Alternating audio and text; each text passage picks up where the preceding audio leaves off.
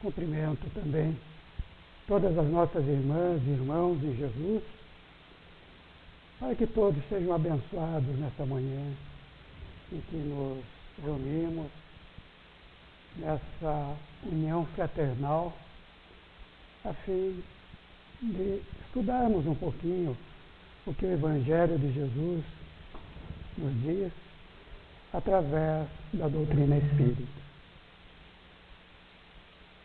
E nós vamos iniciar pegando já de imediato o Livro dos Espíritos, exatamente na questão 784, onde tem uma pergunta que, apesar do tempo da existência da doutrina espírita, ela é atualíssima.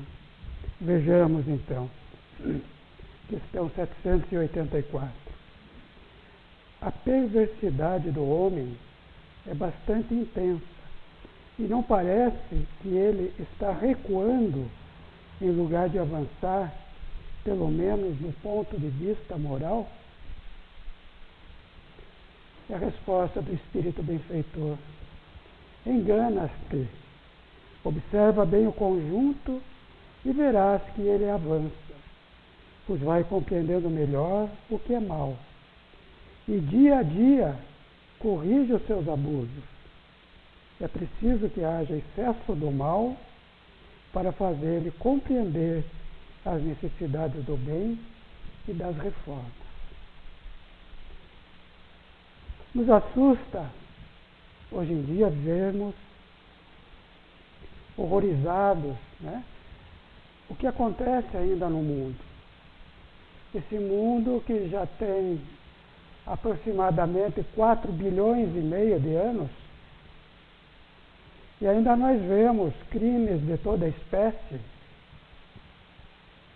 Vemos crimes do colarinho branco, vemos crimes vulgares acontecendo por toda parte, vemos o Estado Islâmico, né, numa colocação equivocadíssima para querer disseminar a sua verdade. Tudo isso nós vemos ainda nesse mundo de provas e expiações. E isso nos traz para que pensemos exatamente nessa problemática atual. E nós chegamos para ver que quando existe uma desarrumação tão grande, é porque vai haver uma transformação maior ainda. É tal qual nós vamos fazer uma mudança. Vamos fazer uma mudança de um local para o outro. E mesmo que nós encaixotemos tudo que nós temos, os nossos livros, os utensílios, as coisas todas, e marquemos em cada caixa o nome, o que contém cada caixa, mas de repente o volume é tanto que, para nós acharmos algo, se vamos procurar lá a caixinha que tem os detergentes, o material de limpeza, né, a gente não sabe onde que está e esparrama tudo. É assim que nós estamos nesse momento. Mas essa aparente desorganização é para que nós nos organizemos melhor. Nós teremos dias melhores porque nós estamos num momento de transição planetária. E é por isso que isso acontece. Mas não devemos perder o nosso foco, o nosso ideal de seguirmos em frente. E falando nisso, como é que nós, espíritas e simpatizantes, como é que nós nos encontramos?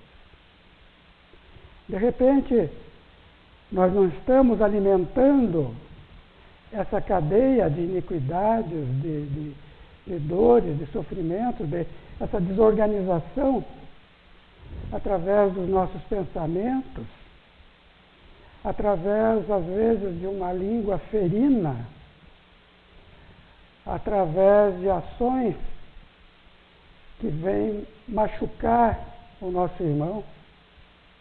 Quantas vezes eu mesmo me pego com o pavio curto, né? Dizendo coisas que não deveria dizer, pensando mesmo que momentaneamente mal de alguém, porque eu naquele momento deixei de entender que aquele alguém é um espírito encaminhada no seu processo evolutivo, e talvez como eu, né, também erra, tenha seus erros. E eu não vou coadunar os erros que as pessoas cometem. Mas eu vou procurar ter um pensamento de compaixão, pelo menos, para com eles, para que a vida de cada um tenha a razão de ser do planeta Terra. E nós temos visto, mesmo nesse mundo conturbado, nós temos visto próximos de nós mesmos, transformações surpreendentes de irmãos, né, se transformando para melhor, fazendo uma autoanálise, fazendo com que o ensinamento doutrinário do Evangelho de Jesus, através da doutrina espírita, tenha sentido, sim. Não está meramente ali como algo para se ler, né? Que bonito esse ensinamento. Mas, de repente, será que foi colocado em ação esse ensinamento? Será que a nossa vontade foi tal que nos auxiliou a promover a nossa transformação? E é isso que nós vamos conversar hoje, meus irmãos, através desse tema que é a educação dos sentimentos, que são reflexões que nós fizemos baseadas nas obras O Caminho das Virtudes e Educação dos Sentimentos do nosso irmão Jafão de Camargo, ele que já foi presidente da Federação Espírita no Rio Grande do Sul.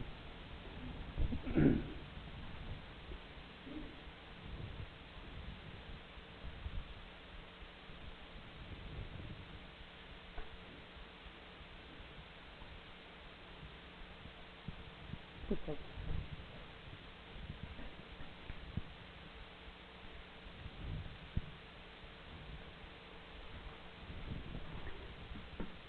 Pastor Clóvis que passa. Então, eu estava falando que nós vemos transformações surpreendentes em cada irmão, não tem problema. E essas transformações, elas são essenciais à nossa vida. E conta-se que, certa vez, um aprendiz espírita, de pouquíssimo tempo de doutrina, estava preocupado em compreender e aprimorar as suas faculdades, o conhecimento espírita, né? Estavam latentes nele, até mediunidade ele tinha, mas ainda precisava aprimorar essa mediunidade. E lendo o Evangelho segundo o Espiritismo, ele começou a ficar ansioso com o número de virtudes que ainda teria que desenvolver. E pensou ele, nossa, 10 encarnações vai ser pouco para desenvolver tudo isso que o Evangelho pede para mim, para que eu seja um homem de bem. E essa questão muito intrigava esse nosso irmão. João era o seu nome. E João, então, nessa perspectiva da dificuldade, teve um momento que ele meio que recuou. Será que eu vou? Será que eu não vou? Mas, incentivado por seus amigos e até pela espiritualidade, como foi visto hoje, pelo seu anjo guardião, né, ele resolveu seguir em frente. Então, João começou a pensar consigo mesmo a respeito dessa vida nova que o Espiritismo lhe proporcionava, mas ao mesmo tempo também começou a se preocupar com a responsabilidade de se modificar moralmente.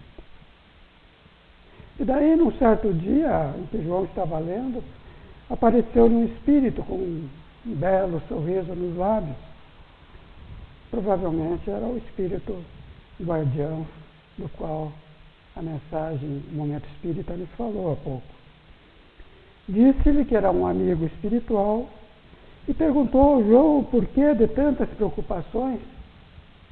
E o principiante espírita então lhe respondeu que não poderia dar conta das várias virtudes que teria que desenvolver nesta encarnação. E aí o benfeitor, como todos os benfeitores são, né, com aquele olhar complacente, ele chegou pertinho do João, como talvez um pai fosse para o João, né? E sugeriu que ele desenvolvesse apenas uma virtude, que avançasse por etapas nessa fase da sua vida. Apenas recomendou o seguinte, que ele vivesse as 24 horas do dia, ou seja, esta virtude deveria estar no seu olhar, nas suas palavras e na sua atitude. E aí João ficou satisfeitíssimo, porque trabalhar uma virtude seria bem melhor para ele do que trabalhar dezenas de virtudes ao mesmo tempo, né? Isso que deixava ele angustiado. E ficou então curioso para saber que sentimento era esse que ele iria desenvolver. Então o amigo espiritual, notando que esse anseio e o desejo de se melhorar, desse futuro médium, respondeu-lhe com doçura. A bondade, João, a bondade. Não esqueça, no entanto, a bondade nos pensamentos, a bondade nas palavras, a bondade no olhar e a bondade nas atitudes. E aí o benfeitor, antes de desaparecer, prometeu voltar dali a 2 anos para apreciar os resultados. E João ficou a pensar, bondade nos pensamentos, nas palavras, no olhar e nas atitudes. E João levou muito a sério esse encontro e disse que a bondade passou a ser seu maior projeto de vida. Ela sempre estaria presente em todos os momentos da sua existência. Dali para frente, era ela, a bondade, que lhe ditava a melhor maneira de se conduzir. Passou a ser a conselheira nas dúvidas, a generosidade no perdão, a doçura nas palavras, a benevolência no olhar e a caridade nas atitudes. Ao pensar na esposa, nos filhos, naqueles que lhe causavam aborrecimentos e nas pessoas em geral, ele sempre fazia com respeito humano e com bondade. Os pensamentos de contrariedade foram desaparecendo e sumiram com a chegada dessas luzes novas no psiquismo de João.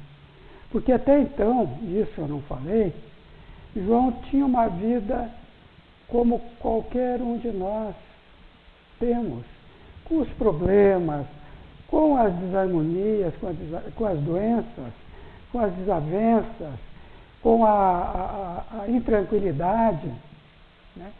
De saber se amanhã eu vou ter o pão na mesa, as dificuldades financeiras e tudo. E isso gradativamente, através de uma metodologia que ele se auto-aplicou, ele foi tirando de letra esse tipo de situação. Então suas palavras receberam um colorido novo, começou a falar com o coração, evitava as críticas ásperas e despeitadas das pessoas invigilantes, reiniciou o diálogo sumido com a sua esposa e filhos, tendo agora por base a compreensão, o afeto, a paciência e a bondade. Ele modificou a maneira do seu olhar. Trocou aquele olhar desesperado que ele tinha, ansioso das suas preocupações, pelo olhar amigo, suave, doce da bondade. Passou a ver com ternura os pássaros, os cães e as flores. Mudou a sua expressão fisionômica quando em contato com aqueles que o aborreciam. Vertia mensagens de amizade no olhar e nos pensamentos, sinalizando uma nova maneira de se relacionar com o outro, com as outras pessoas. E observando com o olhar de ternura os sofredores do mundo, ele procurou iniciar atitudes de solidariedade humana. Ele foi se modificando. Aquilo foi se introjetando nele, essa virtude única que ele deveria desenvolver, a bondade. E passou a ser a sua vivência do dia a dia, do hora a hora, do minuto a minuto. Ele jamais esquecia daquilo que o Espírito houvera lhe falado. Bondade, João, bondade em todas as circunstâncias da vida. E o tempo passou e o nosso João conseguiu se modificar. Antes, ansioso, irritadiço, cheio de ressentimentos e de melindres. Nós não temos melindres, mas o João tinha, né? E ainda bem que ele conseguiu domar essa má inclinação. E começa a emergir no meio da sociedade terrena um homem mais bondoso, tranquilo e cheio de paz. A bondade, assim, foi a mola propulsora, o elemento motriz que desencadeou o surgimento das outras virtudes. Essa história do João nos arremete a uma informação do espírito Bezerra de Menezes, através da mediunidade de Edivaldo, quando numa reunião na Federação Espírita Brasileira, o nosso querido e amado mentor espiritual dessa casa, Bezerra de Menezes, considera que as transformações do ser humano são necessárias, são urgentes, mas não são atabalhadas, não são apressadas, pelo menos não devem ser assim. Mas tem que ser feito. Então foi o que o João adotou. Por que eu vou me preocupar em desenvolver todas as virtudes ao mesmo tempo se eu não tenho essa capacidade? Vou desenvolver uma. Depois, paulatinamente, eu posso desenvolver outra. E assim por diante, até conseguir conquistar aquelas virtudes possíveis que Deus colocou em germe dentro de cada um de nós. Essa é a responsabilidade de cada um de nós. Mas nós temos que, em determinado momento, começar. Porque se nós formos adiando, nós não faremos o nosso projeto ideal de vida, nosso projeto evolutivo, aquilo que nós precisamos fazer, porque nós não viemos aqui a passeio. Embora todos nós tenhamos sido criados para a felicidade. Mas se a felicidade ainda não é aquela coisa integral na nossa vida, é porque falta alguma coisa ainda. Falta nós desenvolvermos alguma coisa para que essa verdadeira felicidade habite em nós, nos transforme e nos ajude a que nós ajudemos a humanidade a se transformar, para termos uma humanidade habilitada ao novo milênio que nós estamos vivendo, a nova fase de vida do planeta Terra, que passará de provas e expiações, já está passando para um plano de regeneração. tantos exemplos bonitos que nós vemos por aí. Nós focamos mais aqueles exemplos tristes, porque os noticiários vendem essa ideia. Mas tem coisas muito bonitas que nós vemos ao nosso lado. Tem coisas lindas, maravilhosas, exemplos para todos nós.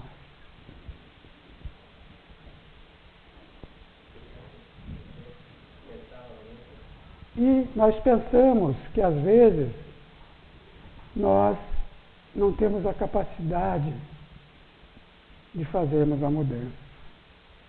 Porque nós vamos ver que nós sempre temos capacidade de crescer e de mudar.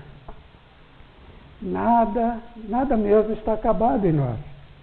Tudo pode ser aprimorado, dando-se um passo de cada vez, como eu já falei, com muita vontade de acertar. Às vezes erramos, às vezes caímos, mas voltemos a de novo praticar aquilo com aquela vontade imensa de acertarmos, de sermos alguém que vai produzir algo de bom junto àquele seio comunitário onde nós vivemos. E daí, partindo desse princípio, vamos analisar como podemos trabalhar os sentimentos, seja a bondade, o perdão, a caridade, a humildade, o amor dentro do nosso campo espiritual. E o primeiro ponto é estabelecermos uma diretriz para a nossa vida e trabalharmos nessa direção, como fez o João. A inércia do indivíduo relaciona-se ao medo de mudança, porque a ideia de perfeição muitas vezes nos assusta. Me assustava. E o relato aqui, embora não seja objeto da nossa conversa, nós colocarmos as nossas questões pessoais, mas eu me assustava em determinada época, ainda quando meu pai, Arimílio, dirigia aqui a Casa Espírita, eu não me sentia em condições de me integrar a essa equipe. Tinha vários problemas de ordem que me afetavam, por considerar também como João, e João pode ser cada um de nós, que eu não tinha essa condição de seguir em frente, porque me faltavam as qualidades, as virtudes necessárias. Eu fui fumante, faz 23 anos que deixei desse vício, graças a Deus, porque esse vício me enjaulava, me amarrava e não me dava condições de eu dizer que eu tinha condições de chegar perto dos meus irmãos e dizer que nós devíamos trabalhar para não termos mais vícios quando eu mesmo carregava. E certamente ainda carrego alguns que paulatinamente vou administrando conforme as lições de hoje. Então, a inércia do indivíduo, como nós estávamos falando, relaciona-se ao medo de mudança, porque a ideia de perfeição assusta e ele fica com medo de realizar uma transformação que, na realidade, pode efetuar com grande proveito futuro. Então, é retirar de nossa mente o medo que as virtudes, e o amor é a maior das virtudes, estejam acima das nossas possibilidades. Todos nós temos essa condição de começarmos agora, de começarmos a fazer o gerenciamento das nossas virtudes.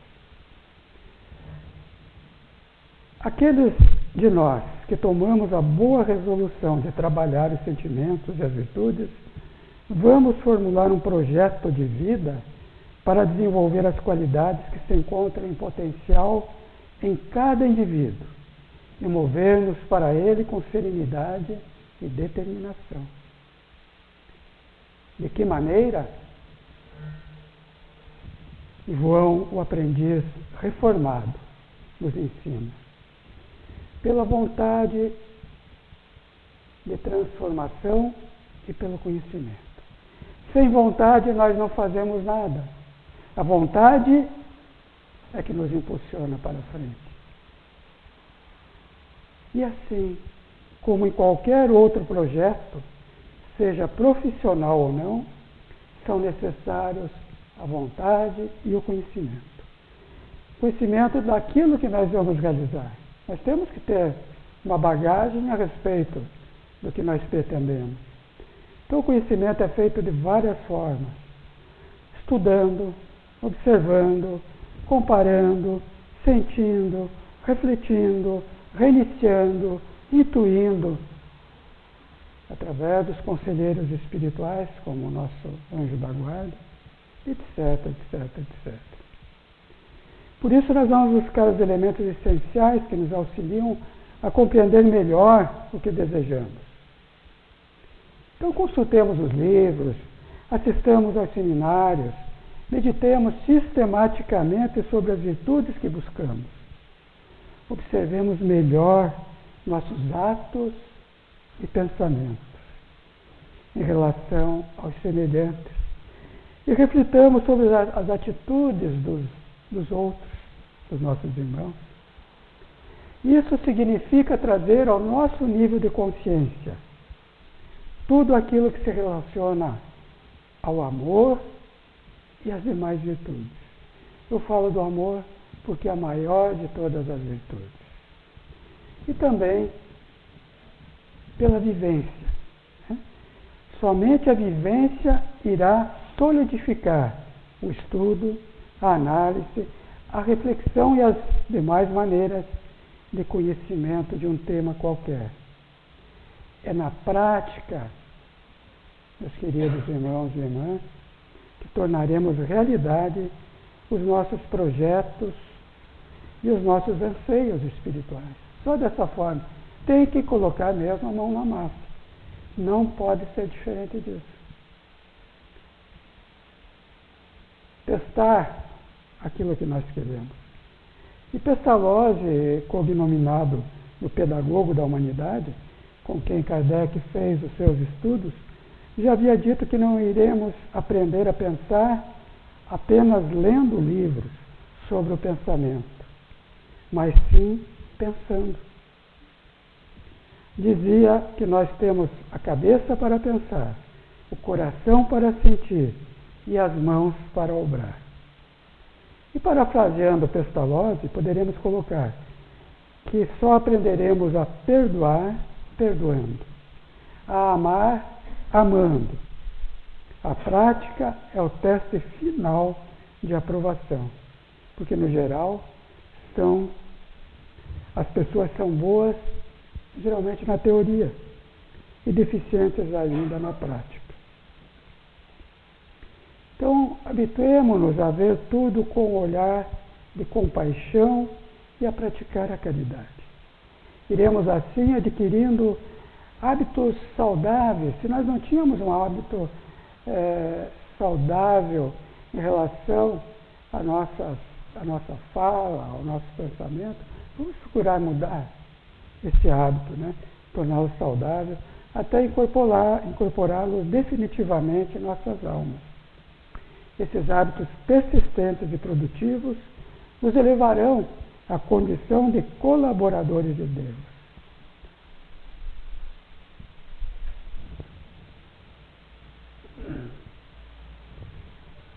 Agora, João nos ensina a orar. O nosso João, aquele aprendiz, uma pessoa verdadeira que existiu e que se transformou, ele quer nos ensinar, né, como nós podemos fazer de uma maneira prática aquilo que precisamos fazer para as nossas mudanças. Então diz ele que o vigiai e orai do Cristo representa uma defesa significativa em nossos dias. Os estudiosos dos efeitos da prece asseveram que ela não foi ainda suficientemente valorizada pelo homem. E um elemento dessa magnitude, de tal importância, capaz de mobilizar energias de alta frequência a nosso favor, ainda permanece ignorado pelo indivíduo. Então, é um convite à prece. Se nós costumamos orar uma vez por semana, ou se não costumamos orar, vamos procurar, né, colocar no nosso hábito diário essa questão da oração.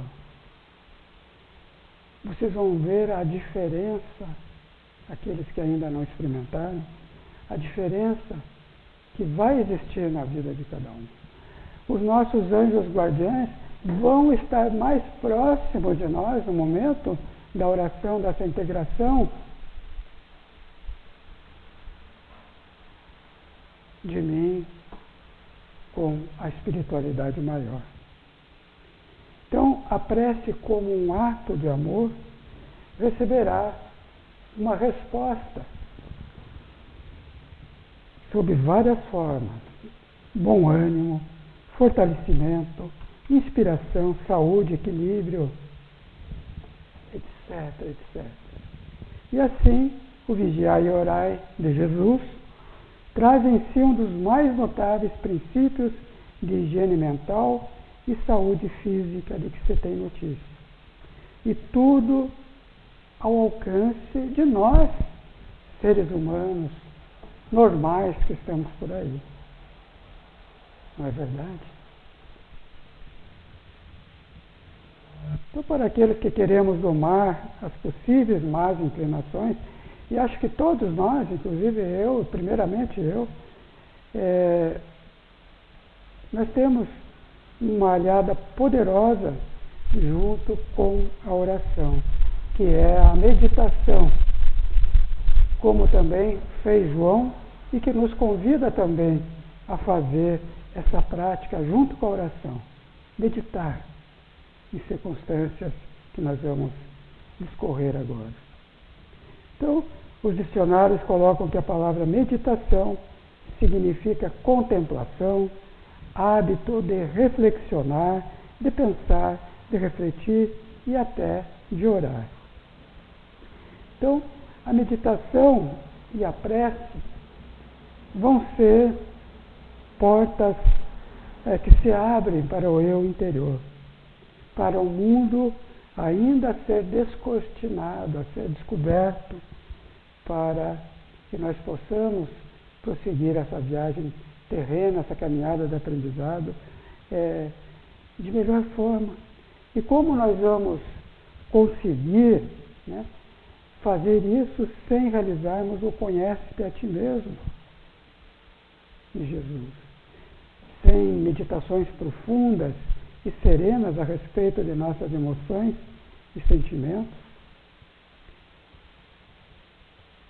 Os nossos pensamentos são molas propulsoras a nos ajudar nesse processo de evolução.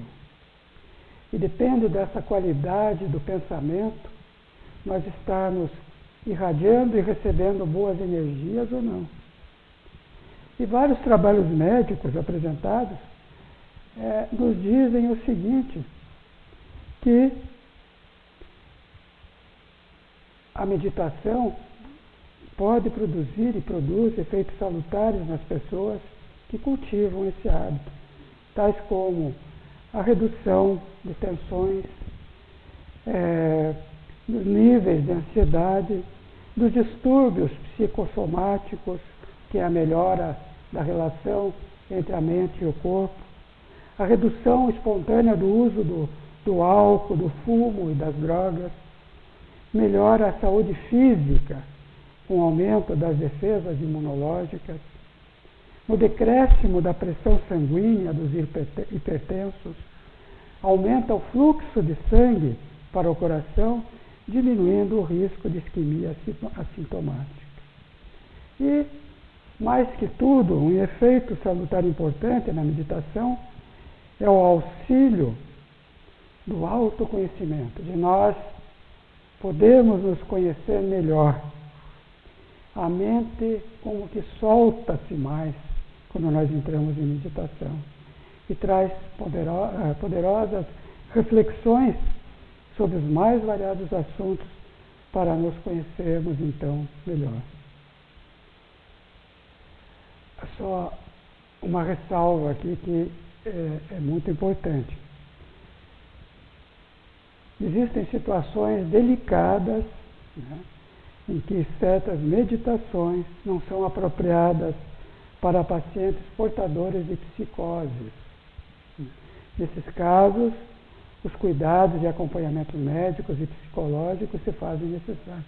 Então, são pessoas com obsessões das mais variadas ordens, pessoas que estão com processos mentais, né, e psicóticos. Esses vão poder fazer a sua meditação, mas de uma forma acompanhada pela medicina, pelos nossos irmãos profissionais da área psicológica, né? Não vão deixar de ter a sua oportunidade, mas há que se ver isso, né? Então, é uma questão muito importante essa que nós falamos e relatamos aqui, mas nós devemos meditar agindo, conforme nos convida Joana de Ângeles. Porque a fé sem obras é morta.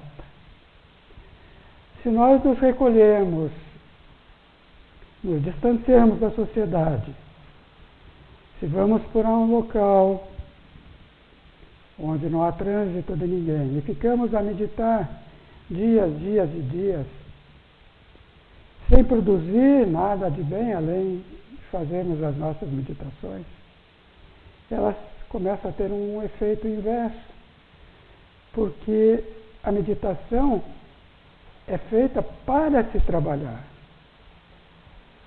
para se agir no bem, porque senão não terá sentido orar e meditarmos, porque é ali que nós vamos testar se nós realmente nos melhoramos, se nós nos transformamos e se nós fizermos as obras para não termos a fé morta, como nos afirmou o apóstolo Tiago. Então, essas considerações são muito importantes. E a meditação é feita por cada um da forma que acha mais conveniente. Nós respeitamos todos os tipos de meditação que são feitos em outras doutrinas, né?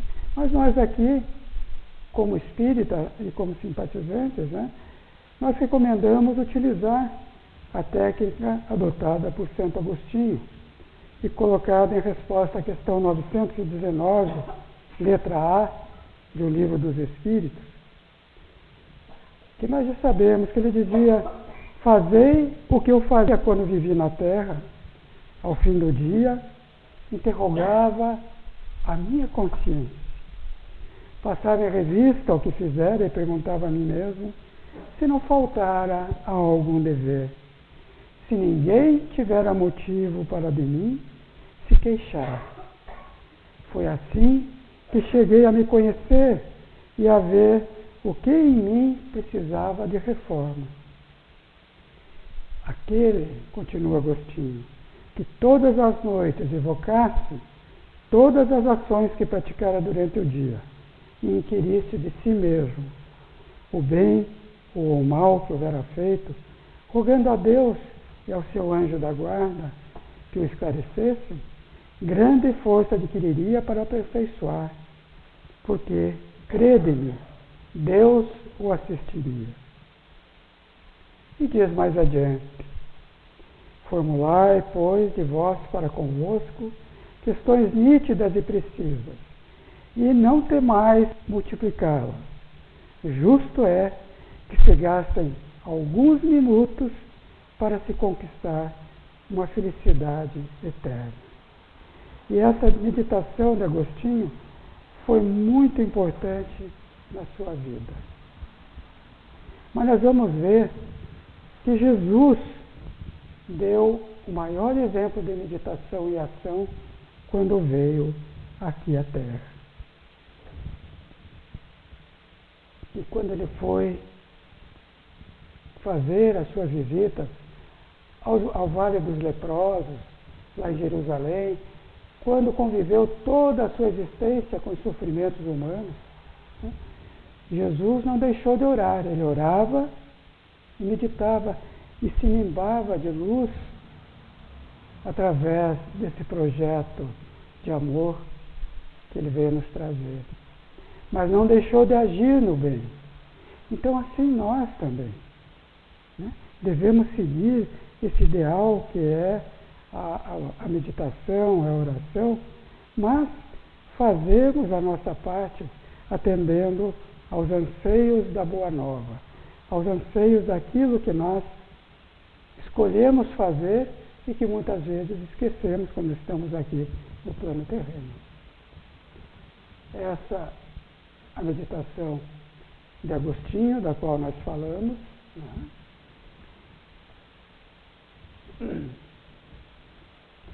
Vemos que a meditação é um ato muito simples e a sua simplicidade que produz enormes resultados de uma maneira prática. Poderemos estabelecer os seguintes procedimentos para a prática da meditação. Escolher um local tranquilo, onde nós poderemos tranquilamente fazer a nossa meditação. Um determinado horário, também aquele que melhor nos convier. Fazermos a leitura do Evangelho ou de algum livro que nos ajude a crescer. A descontração física e psíquica, através da respiração, a respiração tranquila, pausada, isso ajuda muito. E ver o objeto da nossa reflexão daquele dia. O que nós queremos trabalhar naquele dia. E, especialmente, nunca deixar de trabalhar os ressentimentos, a inimizade que às vezes possamos ter, perdoar, entender aquele irmão em dificuldade que está ali. Aqui nós vemos a importância da continuidade da meditação, que para coroar esse projeto, há necessidade de que nós continuemos fazendo a cada dia, né, o processo da meditação, trabalhando o nosso interior, fazendo o que melhor pudermos, a fim de podermos conquistar aquele ideal que João conquistou na sua vida como aprendiz espírita.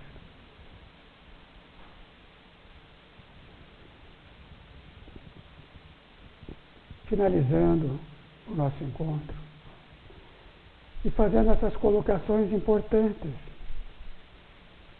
para que não esqueçamos: vontade, pensamento, palavras, ações para prosseguirmos nos nossos labores.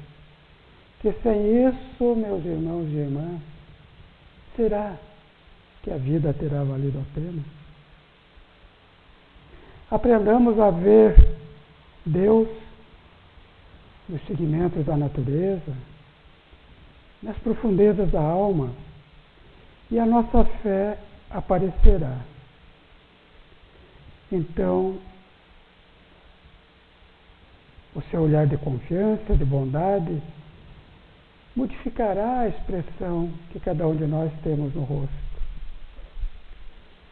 Aprendamos a ver e permitir-nos ser iluminados, como Saulo no deserto, quando dá-se conta de seus erros e dos seus equívocos que havia cometido durante a vida, perseguindo os cristãos. Então, Saulo no deserto, vê-se em lágrimas. Lágrimas brotam-lhe do coração amargurado, como uma linfa pura, uma fonte desconhecida. E ali mesmo no deserto, no santuário augusto do Espírito, fez o protesto de entregar-se a Jesus para sempre. E Saulo, o antigo perseguidor dos cristãos, agora num momento de maior importância da sua vida. Um momento transformador, banhado em pranto, como nunca lhe acontecera na vida. Fez ali mesmo, sob o olhar assombrado dos companheiros, os 3 companheiros que estavam junto com ele. E ao calor escaldante do meio-dia, a sua primeira profissão de fé, quando enxergou Jesus, nimbado em luz, dizendo: Saulo, Saulo, por que me persegues?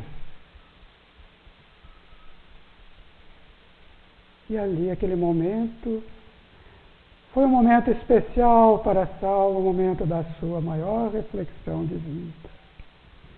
Quando ele pergunta: Senhor, que quereis que eu faça? E nós nos perguntamos a Deus, perguntamos a Jesus, perguntamos ao nosso anjo da guarda: